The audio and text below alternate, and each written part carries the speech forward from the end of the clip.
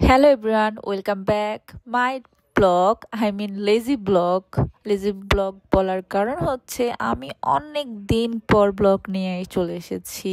Actually টাইমই পাচ্ছি না এডিট করার। এত ব্লগ আমার জমা হয়ে আছে, আমি কবে এগুলো এডিট করব আই ডোন্ট নো, তোমাদের সাথে শেয়ার করব আমার লাস্ট ভিয়েতনাম ব্লগ। এখন আমি রেডি করতে পারি। বাই দ্য ওয়ে, আমি খুব রিসেন্টলি চলে গিয়েছিলাম অ্যান্ড সাডেনলি চিটাগং। সেটাও ছিল আবার 3 দিনের জন্য আমার হাব্বির অফিসিয়াল কিছু কাজে। দেন আমি ওখান থেকে চলে যাই Cox's Bazar. So long long tour and long long blog আমার জমা হয়ে আছে। বাই দ্য ওয়ে, এখন আমি আছি হচ্ছে হোটেল আগ্রাবাদ। এটা চিটাগংয়ের একটি হোটেল, তোমরা কম বেশি চিটাগংয়ের সবাই চিনো।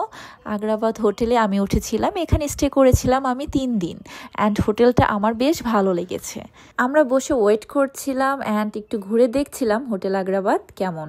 অ্যান্ড আমরা সুইমিং পুলে চলে এসেছি। এই সাইডটাও বেশ সুন্দর, নিট অ্যান্ড ক্লিন। অ্যান্ড এই ফাঁকে আমাদের রুমটাও রেডি হয়ে গিয়েছে, খুব তাড়াতাড়ি আমাদের রুমটা দিয়ে দেওয়া হয়েছে। সো এখন আমরা চলে যাব রুমে। সো লেটস সি আমাদের রুমটা কেমন, তোমাদের সাথে এখন শেয়ার করব। এটা আমার যে এই হোটেলটা, ওই যে থাইল্যান্ডের অ্যাম্বাসেডর আছে না, সেটা ওই টাইপের না।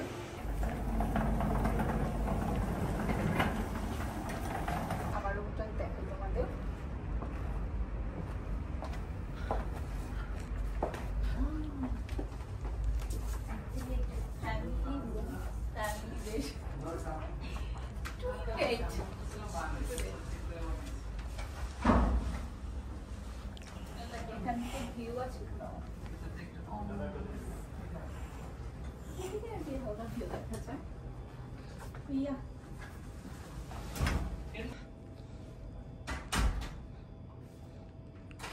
This is the first time stay করছি, তাও আবার 3 দিনের জন্য।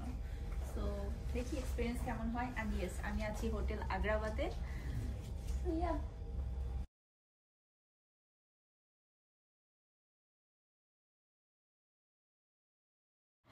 দেন আমরা একটু বের হলাম আশেপাশটা ঘুরে দেখার জন্য।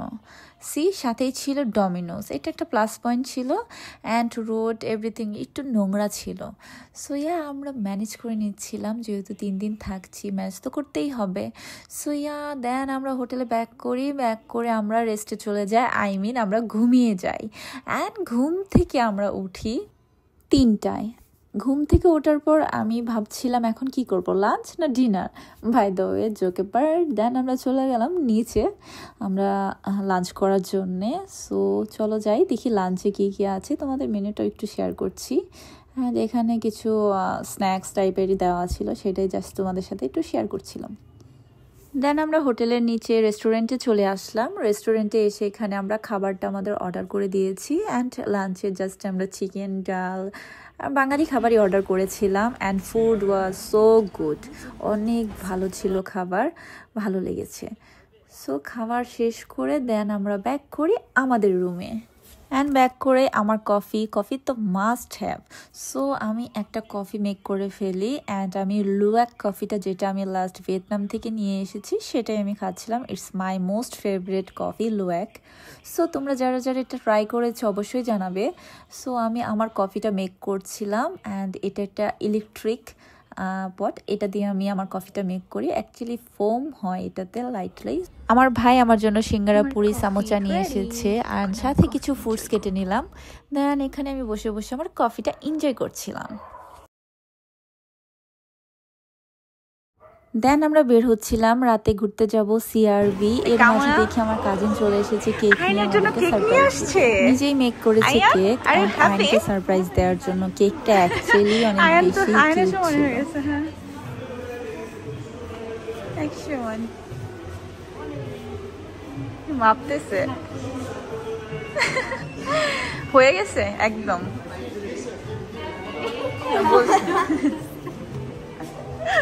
একদম আর সমান তিনজনই গিয়ে মাগে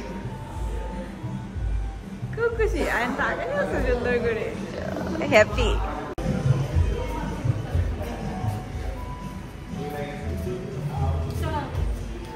চলো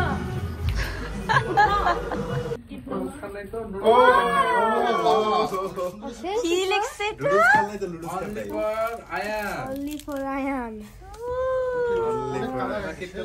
সুন্দর আয়ান। ছবি তুলতে দাও আমাকে Say we say. নিরুমনি ছবি তুলতে আর হ্যাপি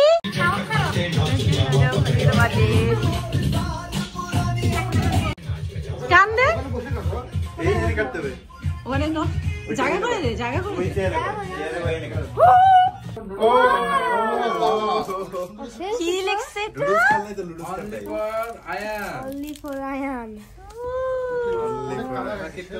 সুন্দর আয়ান। ছবি তুলতে দাও আমাকে Say we say. নিরুমনি ছবি তুলতে আর happy happy birthday to you Ayaan.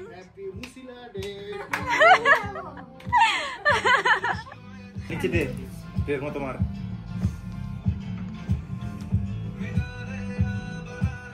ভালো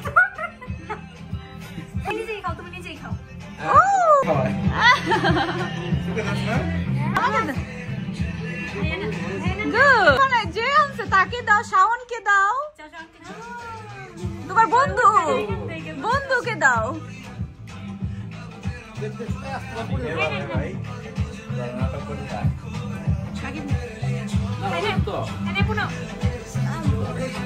Vamos for last one. এই বলে